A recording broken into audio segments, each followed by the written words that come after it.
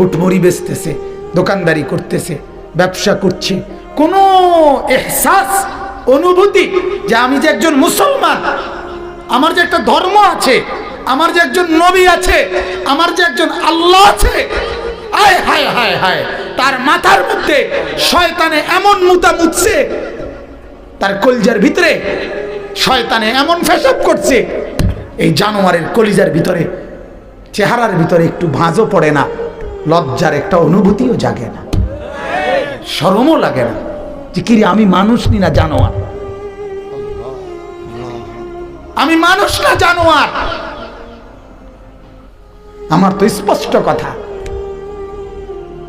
ফজরের নামাজ না পড়ে ঘুমায় যে ঘরে মানুষগুলো, আপনাদের যাদের ঘরের ছেলে ফজরের নামাজ না পড়ে ঘুমায়, বিবি ফজরের নামাজ না পড়ে ঘুমায়, মেয়ে ফজরের নামাজ না পড়ে ঘুমায়, এবং কর্মজীবী কামাই রোজগার করেন যারা, পরিবারের অভিভাবক ফজরের নামাজ না পড়ে ঘুমায় থাকেন, সকাল 8টায় 9টায় 7টায় যারা ঘুম থেকে ওঠেন নামাজ না পড়ে, এরা মানুষ ওঠে না, এরা জানোয়ার ঘুম থেকে ওঠে, জানোয়ার জানোয়ার জানোয়ার, এরা জানোয়ার। জানোয়ার বেটা তুমি, জানোয়ার তুমি, তোমার সাথে কুকুরের তফাৎ তুমি বলো।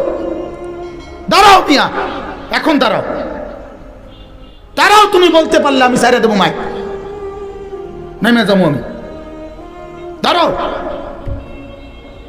তোমার সাথে কুত্তার পার্থক্য কও, বলো। কুকুরে খানা খায়, তুমিও খানা খাইছো, কুকুরে বিশ্রাম করে ঘুমায়, তুমিও বিশ্রাম করছো, কুকুরের ফেডেও বাচ্চা হয়, তোমার ঘরেও বাচ্চা কাচ্চা আছে, আর কি তা তফাৎ বলো মিয়া। জানোয়ারের সাথে পার্থক্য বলো আপনাদের ছেলেদের। শিক্ষিত হইতেছে ছেলে, হে পড়ালেখা করে, হে বলে শিক্ষিত। কি শিক্ষিত মিয়া, কি শিক্ষিত? মালিক চিনে না যে সে শিক্ষিত কিভাবে? আরে মনিব চিনে না যে, বানানে ওয়ালা চিনে না যে, সে শিক্ষিত কিভাবে হয়? মূর্খ তো এত মূর্খ হয় না বাজান, হাইওয়ানও তো এত হাইওয়ান হয় না। আল্লাহ তাআলা তো বলছে মানুষ ছাড়াও যারা আমার সৃষ্টি, তারা তো আমার তাসবিহ পড়ে, তাসবিহ। ইউসাব্বিহু লিল্লাহি মা ফিস সামাওয়াতি ওয়া মা ফিল আরদ, এই যে কোরআনের আয়াত। আল্লাহ বলেন সাত আসমানে এবং জমিনে যা কিছু আছে চতুর্দিকে, সব কিছু আমি মাওলার তাসবিহ পড়ে। কি পড়ে? আল্লাহ কোরআনে বলেন ইয়া জিবালু আওবিবি মাহু, আল্লাহ পাহাড়কে বলছেন ও পাহাড়, আমার নবী দাউদ আমি মাওলার জিকির করে, তুমিও তার সাথে জিকির করো। পাহাড় পাহাড় পাহাড় মাওলার জিকির করে। আল্লাহ রাব্বুল আলামিন বলেন কোরআনুল কারীমের মধ্যে ওয়া ইন মিন শাইইন ইল্লা ইউসাব্বিহু বিহামদিহি, এমন কোন জিনিস নাই যা আমি মাওলার তাসবিহ পড়ে না, সব আমার প্রশংসার তাসবিহ পড়ে। আল্লাহ রাব্বুল আলামিন বলেন অত্তয়রু সাফাতিন, সারিবদ্ধ যেই পাখি উড়ে যায় সবগুলো আমি মাওলার তাসবিহ পড়ে। সমস্ত পাখি, সমস্ত জন্তু জানোয়ারের ডিউটি কেবল একটাই, মাওলার তাসবিহ। কি বলেন? আল্লাহর তাসবিহ। আর মাওলা পাক ফেরেশতাকে বলে বলে রিজিক পৌঁছায় দেয়। আল্লাহ বলেন আমার সৃষ্টি জগৎ সব আমার তাসবিহ পড়ো, আমি মাওলা রিজিক যথাসময়ে পৌঁছিয়ে দেব। এজন্য আমার শায়েখ আল্লামা মুফতি মুশতাকুর নবী সাহেব হযরত বলেন পাখি বিরেক বলে সুবহানাল্লাহ সুবহানাল্লাহ। পাখি কিচিরমিচির করে না, পাখি মূলত তাসবিহ পড়ে। কি করে? কি পড়ে? সুবহানাল্লাহ। বলেন সুবহানাল্লাহ সুবহানাল্লাহ সুবহানাল্লাহ। আর আল্লাহ রাব্বুল আলামিন বলে ফেরেশতারা শুনতেছো না? পাখি পড়ছে সুবহানাল্লাহ আমি মাওলা আদেশ করলাম রিজিক পৌঁছা, রিজিক পৌঁছা। এজন্য আল্লাহর নবী বলেন প্রতিদিন ভোরবেলায় পাখিরা আল্লাহর নামের তাসবিহ পড়তে পড়তে খালি পেটে বের হয়ে যায়, সন্ধ্যা হবার আগে আগেই মাওলা পেট ভরাইয়া ঘরে ফিরাইয়া দেয়। তাকদু খিমাসান ওয়া তারুহু বিতানা, বের হয় খালি পেটে, ফিরে আসে ভরা পেটে। পৃথিবীর পাখি কোন ডিগ্রি নিছে, কোথায় অফিস করে, পৃথিবীর কোন পাখির জন্য সরকারি কোন ব্যবস্থাপনা, কথা বলেন। বাংলাদেশের পাখি বলেন, ইন্ডিয়ার পাখি বলেন। এক বড় বুজুর্গ আছেন পাকিস্তানের, ইন্তেকাল করছেন সৈয়দ আব্দুল মজিদ নদীম সাহেব রহমতুল্লাহ আলাইহ। উনি বললেন যে আল্লাহর কসম, আমি যেন এই চোখ দিয়ে দেখি পৃথিবীর বহু কাফের দেশ আমি সফর করছি। হযরত বলছেন আমি দেখছি কাফের দেশে মানুষগুলো কুফরি করতেছে, মানুষগুলো শিরিক করছে, কিন্তু ওই দেশের পাখিগুলোও মাওলার তাসবিহ পড়তেছে। সুবহানাল্লাহ। মানুষে না মুশরিক, কথা বুঝছেন না? মানুষে না বেঈমান, কিন্তু আমেরিকার পাখিও ঈমানদার, ঠিক না? লন্ডনের পাখিগুলোও কি ঈমানদার, ওরা সব মাওলার তাসবিহ পড়ে। রাগ হইয়েন না, শক্ত কথা বললাম, রাগ হইয়েন না বাপ, রাগ হইয়েন না। ভাবেন ভাবেন, ফিকির করেন, একটু ভাবেন। আমি আসলেই কোনো বক্তা না, ওয়াইজ বক্তাদের যে গেট আপ থাকে এর কিচ্ছু আমার দ্বারা নাই। এর অনেক কিছু থাকে বক্তাদের, অনেক নিয়ম কানুন, হ্যাঁ, সিস্টেম থাকে, কাগজ থাকে, ফাইল থাকে, দাওয়াত দেওয়ার একটা নিয়ম থাকে, হ্যাঁ, আগে কত পরে কত, মাঝে দিয়ে কত, কি ফানি খায়, আসে কেমনে, কতক্ষণ ব্যাট খায়, কতক্ষণ আসে, কতক্ষণ সদর বদর, কথা বুঝছেন না? আমার এই আসলে আমি কোনো বক্তা উক্তা না, আমার এক কথা, আমি আখিরাতের ফেরিওয়ালা, আমি এক ফেরিওয়ালা। আল্লাহর কসম, দুয়ারে দুয়ারে কবর কথা মনে করাই, আখিরাত মনে করাই, আখিরাত মনে করাই, মনে করাইতে আসছি বাজান। ভুলে গেছেন আল্লাহকে, ভুলে গেছেন আখিরাতকে, শুধু এই কথাটা মনে করাইতে আসছি। শুধু একটা জিনিস বলেন, বুঝার জন্য বলি, এই যে কাগজ, এই পোস্টারটা, এটা একটা পিঠ, এটাও একটা পিঠ, কথা বলেন ঠিক না? দুইটা পিঠ কিনা বলেন না? আপনাদেরকে মনে করাইতে আসছি, আল্লাহ বলছে ইয়ালামুনা যাহিরাম মিনাল হায়াতিদ দুনিয়া ওয়া হুম আনিল আখিরাতি হুম গাফিলুন। আল্লাহ বলে বান্দা, মাটির উপরের যেই পিঠ, মাটির উপরের যেই ঘর, মাটির উপরের যে অংশ, এটা তো খুব সাজাইলা, এটা তো খুব বুঝলা, এই পিঠটা তো দারুণভাবে লেখা ডিজাইন করে অনেক কিছু দিয়ে সাজাইলা, এই পিঠটা তো একদম খালি। আল্লাহ বলেন জমিনের উপরের যেই ঘর, সেই ঘরে তো সোফা, খাট, পালং, ফার্নিচার, ওয়াল, বাউন্ডারি, দরজা, জানালা, টাইলস, গ্রিল, এসএস পাইপ সব দিয়ে বান্দা জমিনের উপরের ঘর তো সাজাইলা। আল্লাহ বলেন বান্দা, তুমি কি জানো না বান্দা, জমিনের নিচে তোমার আরেকটা ঘর আছে, ওই ঘরের নাম কবর, সেইটা কেন এমন খালি রাইখা দিলা? এ ঘর তো খুব সাজাইলা, এ ঘর কেন খালি রেখে দিলা বান্দা? এই পিঠে কেন কিছু নাই?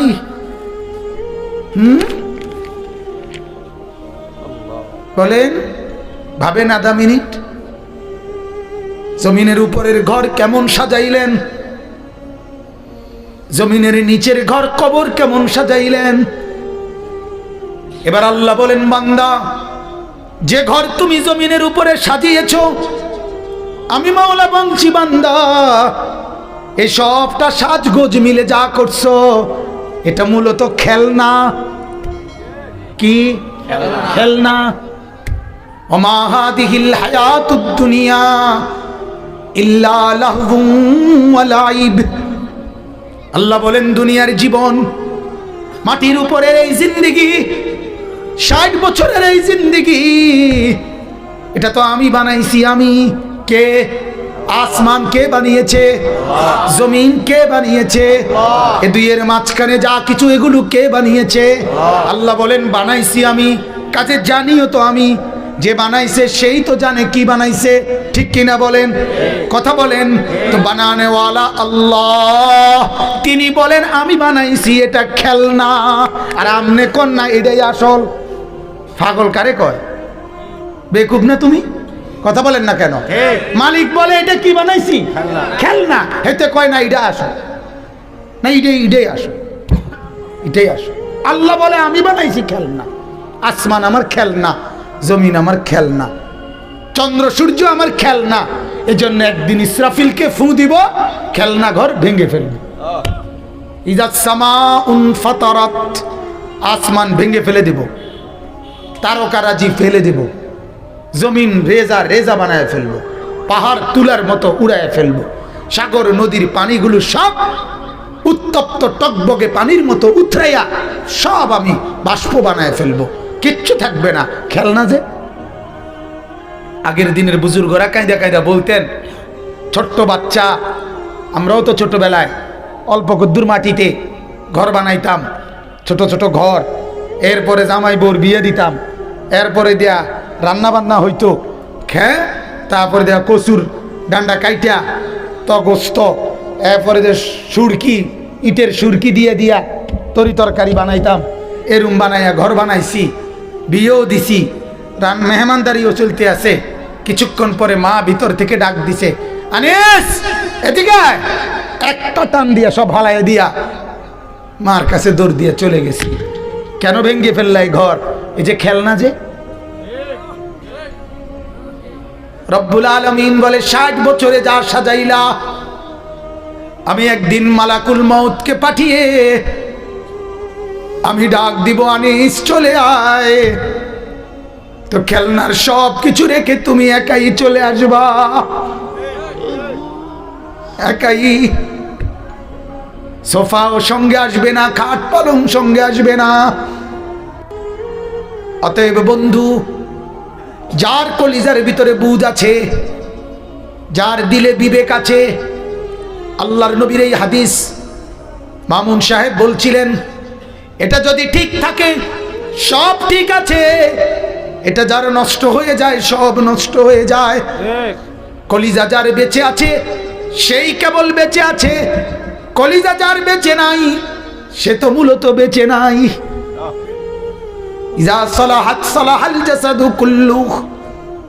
অতএব একটু ভাবেন, কি সাজাইলেন? সাজাইলেন কি?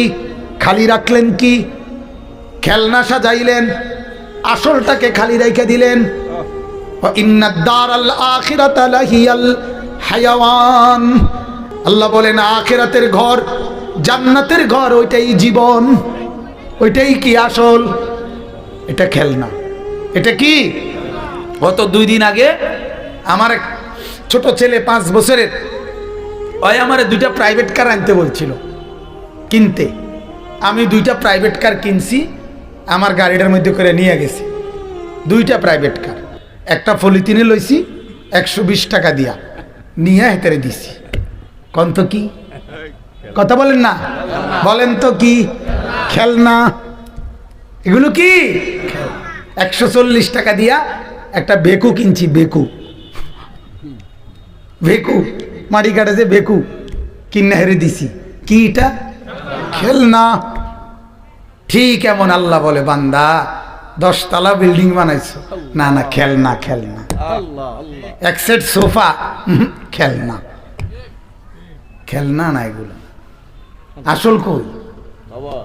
আসল কোথায়? আসল কি বানাইলা সেটা বলো। ভুলে গেলা আসলকে, পড়ে রইলা খেলনার ভিতরে। আহ বাপ রে, বাবার ফিকির এটা, জিভুতের লাগিয়া গদ্দুয়ার, দাদারও ফিকির, নায়নাতকুরের লাগিয়া গদ্দুয়ার। আমরা থাকতে থাকতে যদি গদ্দুয়ারটা শেষ করে যেতাম, মূল্য আর দুঃখ ছিল না। না, ফুটাইতে, টেলিভিশন চাইতে আরাম হইতো, মোবাইল চালাইতে সুবিধা, ঘরে বইয়া মানুষের ঘরে আর যাওয়ান লাগতো না। আহা, একজন ইমানদারের ভাবনা এটা হতে পারে না বাজান। ইমানদারের ভাবনা হবে, আহা সবগুলো ছেলে যদি নামাজি হতো, ছেলের বউগুলো পর্দানসীন হইতো, মেয়েগুলো যদি দিনদার হইতো, নাতি নাতনি যদি কোরআন পড়তে পারতো, আল্লাহর কসম তাইলেই বলতে পারতেন আর আমার কোনো চিন্তা নাই, এখন আর মরলেও কোনো টেনশন নেই। কিন্তু যে ঘরে রঙিন টেলিভিশন আছে, যে ঘরে কেউ নামাজ পড়ে না, যে ঘরের আয় রোজগার হারাম হালাল না, আপনার কাছে অনুরোধ চাচা, আল্লাহর ওয়াস্তে আপনি কবরে যাইয়েন না, কষ্ট পাইবেন। বিড়ি মুখে কবরে যাইয়েন না, টেলিভিশন চলা অবস্থায় ঘরে রাইখা কবরে যাইয়েন না বাজান, অনুরোধ আমার, কবরে যাইয়েন না, কবরে যাইয়েন না। ওই কবর আপনারে কষ্ট দিবে, ওই কবর আপনারে বড় কষ্ট দিবে। আল্লাহ আমাদেরকে বুঝার তৌফিক দান করুক, আল্লাহ আমাদেরকে কবুল করুক। আমার ভাই, আজ আমরা ওই যে বললাম, আজ আমরা হেরে গেলাম, আজ আমরা হেরে গেছি। আমাদেরকে মুখোমুখি যুদ্ধে কাফের বেঈমান পরাজিত করতে পারেও নাই, পারবেও না। কিন্তু আমরা হেরে গেছি মনস্তাত্ত্বিকভাবে, মানসিকভাবে হেরে গেছি, মন মগজে, মন চিন্তা চেতনায় হেরে গেছি। আজ অবৈধ টাকা, অবৈধ রোজগার, এটাকেই আমরা জীবনের চাওয়া পাওয়া বানায় ফেলছি। সুদের টাকা, ঘুষের টাকা, কিস্তির টাকা, লোনের টাকা, পত্তনের টাকা, এটাকে জিন্দিগি বানায় ফেলছি। কারণ টার্গেট একটাই, হারাম হোক হালাল হোক, জায়েজ হোক না জায়েজ হোক, মানুষের মাথার বাড়ি দিয়া হোক, যেমনে পারি আমাকে দুনিয়ার টার্গেট ফুরাইতেই হবে, ঘরের কাম শেষ করতেই হবে, এই জমি 10 শতক কিনতেই হবে, ফার্নিচার অলংকার ব্যবস্থা করতেই হবে। অতএব এটা যেহেতু আমার জিন্দিগির টার্গেট, সিদ্ধান্ত, অতএব টাকা হালাল হোক হারাম হোক আমার লাগবেই। এটা না কথা বলেন না কেন? তাহলে আমরা জিন্দিগির টার্গেট বানাইছি কি? দুনিয়া। কি বলেন না? অথচ না, এক ইমানদারের জিন্দিগির টার্গেট দুনিয়া না, আমাদের জিন্দিগির টার্গেট আখিরাত, আমাদের জিন্দিগির টার্গেট জান্নাত, আমাদের জিন্দিগির টার্গেট আল্লাহ পাকের দিদার, আমাদের জিন্দিগির টার্গেট নবীজির সুপারিশ, আমাদের জিন্দিগির টার্গেট নবীজির হাউজে কাউসার, আমাদের জিন্দিগির টার্গেট নবীজির সাথে জান্নাতুল ফেরদাউসের মেহমান হওয়া। এটা টার্গেট, এটা টার্গেট। কথা বুঝছেন? অতএব এই ফিকিরে নিজের বিবেক খাটান, আমার অনুরোধ। এবার আয়াতগুলোর তর্জমা বলি। আল্লাহ তাআলা এখানে, আমি কোরআনুল কারীমের এই আয়াতের তর্জমাগুলো বললেই আমার কথা শেষ। 13 নম্বর পারা, কোরআনুল কারীমের 13 নম্বর সূরা। সূরাটার নাম হলো সূরা রাদ। এই সূরার 19, 20, 21, 22, 23, 24 কয়টা হইল? 19, 20, 21, 22, 23, 24, 6টা আয়াত আমি তেলাওয়াত করছি। লম্বা তাফসির করব না, অল্প কথা, শুধু বুঝানো অল্প একটু। আমি শুরুতেই বললাম আমি আসছি বিবেক জাগাইতে। কি জাগাইতে বলেন? কলিজা, কলিজা জাগাইতে আসছি, বিবেক জাগাইতে আসছি। কারোর সাথে কারো দ্বন্দ্ব, কারোর সাথে কারো ঝগড়া, কারোর সাথে কারো বিভেদ, এটা তৈরি করতে না, আল্লাহর কসম, এই জন্য না। সবাই মিলে ফিকির করি চলেন, সবাই মিলে যেন হয় জান্নাতি। ঠিকই না বলেন না? টার্গেট ঢাকা পৌঁছা, টার্গেট কই পৌঁছা? ঢাকা পৌঁছা। এবার রওনা দেন, যে জেন দিয়া পারেন, কথা থাকলো ঢাকা একত্র। ঠিকই না বলেন না? কেউ যান চলেন ব্রাহ্মণবাড়িয়া হইয়া, বিশ্ব রোড হইয়া, নরসিংদী দিয়া, কেউ এখান দিয়া ফেরি দিয়া 2500 হইয়া, কেউ গরিপুর দিয়া, আপনার কাশপুর এদিক দিয়া, কথা রইল ঢাকা গিয়ে একত্র হন। ঠিকই না বলেন? কাজেই কথা হইল জান্নাতে গিয়ে একত্র হব। ঠিক আছে না ইনশাআল্লাহ?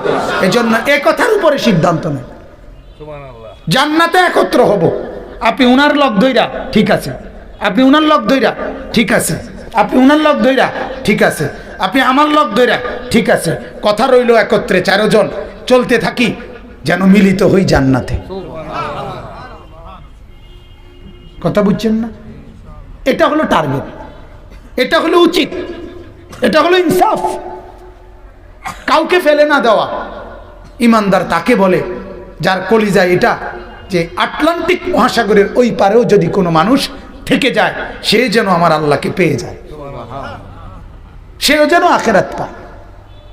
আমরা কিতাবে পড়ছি নবীজির একজন সাহাবী উকবা ইবনে নাফি রাদিয়াল্লাহু তাআলা আনহু, তিনি ইসলাম প্রচার করতে করতে আফ্রিকা শেষ করে এরপরে আটলান্টিক মহাসাগরের পাড়ে গিয়ে উনি মানুষদেরকে জিজ্ঞাসা করছে, শেষ আপনাদের জানা মতে আর এই সাগরের ওই পারে মানুষের কোনো অস্তিত্ব আছে কিনা? কসম, এটা কিতাবের কথা, মানুষের অস্তিত্ব আছে কিনা? তখন হযরত উকবা ইবনে নাফিকে মহল্লাবাসী বলল যে মানুষের অস্তিত্ব তো দূরে থাক, এই সাগর অথই মহাসাগরের ওই পারে মাটি আছে কিনা এটাই আমাদের জানা নাই। মানুষ তো নাই, মাটিও জানা মতে নাই।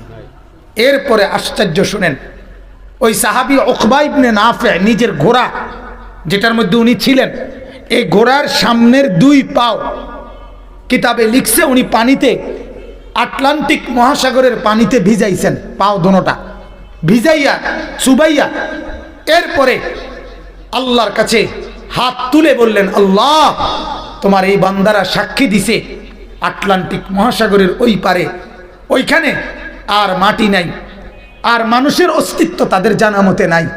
মাওলা তোমার কসম করে বলি আমি ইসলামের দাওয়াত দিতে দিতে এই পর্যন্ত আসছি, মাওলা আল্লাহ আপনার কসম, যদি আপনার একটা বান্দা বলতো যে একজনও যদি বলে যে ওই পারে আমার জানা মতে একটা লোক আছে, আল্লাহ আপনার কসম আমি ঘোড়ার পাও মাটি পানিতে চুবাইয়া বুঝাইলাম আমি ওই একটা লোককেও কালেমার দাওয়াত দিতে যেতে প্রস্তুত আছি মাওলা।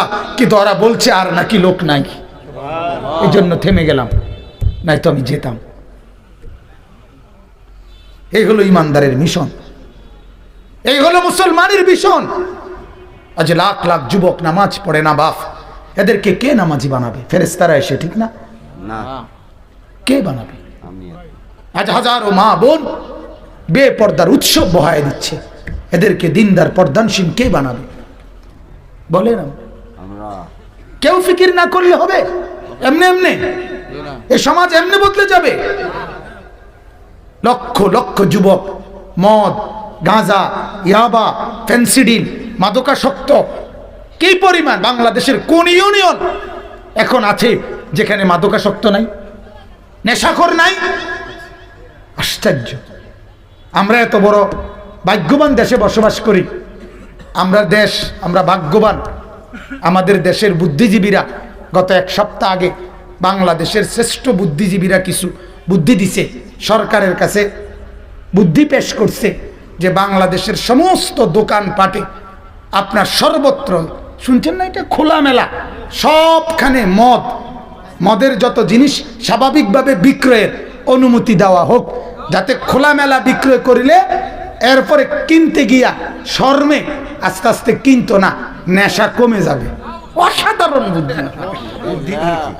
অসাধারণ কি বুদ্ধি রে বাপরে বাপ!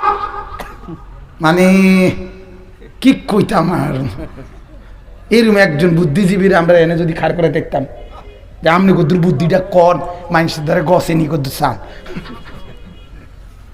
আমনি কদ্দুর একটা মাহফিলে খাড়াইয়া বুদ্ধিটা কন চান যে জুতা জাগাত থাকেনি কারো, কোনো জনগণের জুতা যেতে খায় তে কবা আমি আগে ফিডুম তোর জুতা খাইলে খাইছি মত, তুই কি তারে কইলি? এটা এরা বুদ্ধিজীবী। বলেন নাউজুবিল্লাহ, বলেন নাউজুবিল্লাহ। তাহলে এই জন্য বাপ এই সমাজকে বদলাইতে হবে, আর বদলানোর একটাই মাধ্যম কোরআন, রাসূলুল্লাহর সুন্নাত, নবী পাকের হাদিস, আল্লাহ এবং তার রাসূলের, এটাই আমাদের জন্য। এছাড়া পরিবর্তনের আর কোনো মাধ্যম নাই। আল্লাহ আমাদেরকে তৌফিক দান করুক, বলেন আমিন। জি, এরপরে দেখেন, চলেন তরজমা আমরা পড়ি। আল্লাহ পাক রব্বুল আলামিন বলতেছেন, আফামান ইয়ালামু আন্নামা উনজিলা ইলাইকা মির রাব্বিকাল হক কামান হুয়া আ'মা। খুব মনোযোগ দিয়ে শুনেন কোরআন।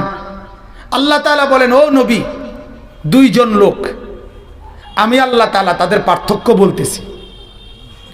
একজন যে এই কথা পূর্ণ জানে, বোঝে যে আমি আল্লাহর পক্ষ থেকে আপনি রসুলের উপরে যা কিছু নাজিল করা হলো তাই একমাত্র সত্য, তাই একমাত্র সঠিক। কথাটা বুঝছেননি? এই কথাটা যে জানে এবং কি বোঝে। আরেকজন এই কথাটা জানে এবং বোঝে না। আল্লাহ তাআলা বলেন, জিজ্ঞাসা করতেছে, বলেন তো এই দুইজন কি সমান? কথা বলেন না, এই দুইজন সমান না। প্রশ্নটা বুঝছেননি আপনি? এটা কিন্তু একটা প্রশ্ন। আল্লাহ যে একজন লোক এই কথাটা জানে, বুঝে যে যা কিছু আমি আল্লাহ আমার বন্ধুর উপরে, নবীর উপরে নাজিল করেছি, বলেছি, এটাই একমাত্র সত্য, এটাই সঠিক। এটা যে জানে, বুঝে, আর এটা যে জানে না, বোঝে না, এ দুইজন কি সঠিক? সমান? সমান? এটা সমান। আল্লাহ তাআলা বলেন, এই দুইজনের পার্থক্য কি? আল্লাহ তাআলা বলেন, একজন চক্ষুষ্মান, আরেকজন অন্ধ। সোজা আয়াত, কামান হুয়া আ'মা। আমি আল্লাহ আপনি রাসূলের উপরে যা প্রেরণ করলাম, এটাকে যে বোঝে নাই, এটাকে যে মানে নাই, এটাকে যে চিনে নাই, সে মূলত চোখ নাই, সে অন্ধ। আর যে বুঝছে, মানছে, সেই মূলত চোখওয়ালা। আল্লাহ তাআলা বলছে এই দুইজনের পার্থক্য। এজন্যই তো আমি বললাম যে আপনি আপনার পার্থক্য বলেন। আপনার কপালে সেজদা নাই, আপনার সাথে জানোয়ারের পার্থক্য বলেন। আপনার জিন্দেগিতে নবীর তরিকা নাই, আপনি চোখে দেখেন, এ কথা প্রমাণ করেন। এজন্য কোরআনুল কারীমের মধ্যে আছে, ওয়ামান আ'রাদা আন যিকরি ফাইন্না লাহু মাঈশাতান দানকা ওয়া নাহশুরুহু ইয়াওমাল কিয়ামাতি আ'মা। কোরআনের আয়াত। আল্লাহ তাআলা বলে, আমার থেকে যে বিমুখ, আমার দিন থেকে যে বিমুখ, আমি আল্লাহর শরণ থেকে যে বিমুখ, আমাকে যে ডাকে নাই, আমি আল্লাহ তাআলা তার দুনিয়ার জীবন সংকীর্ণ বানিয়ে রাখবো। তার পেরেশানি যাবে না। রাজপ্রাসাদের আমার তো পরিষ্কার দাবি, আমাদের ঢাকা শহরের আলিশান ভবন বিল্ডিংগুলোতে যে পরিমাণ সারা রাত পেরেশানি, অস্থিরতা, দুঃখ আর বেদনার কান্না, ভেতরে ডুমরে গুমরে মরে, আমার দেশের খেটে খাওয়া দিন মজুরে তার লক্ষ কোটি ভাগের এক ভাগ পেরেশানিও তাদের নাই। তিন মজুরের পেরেশানি নাই। আমি চিনি, আমাদের কাছে অহরহ বড় বড় শিল্পপতি, পয়সাওয়ালা দোয়া চায় মোবাইলে।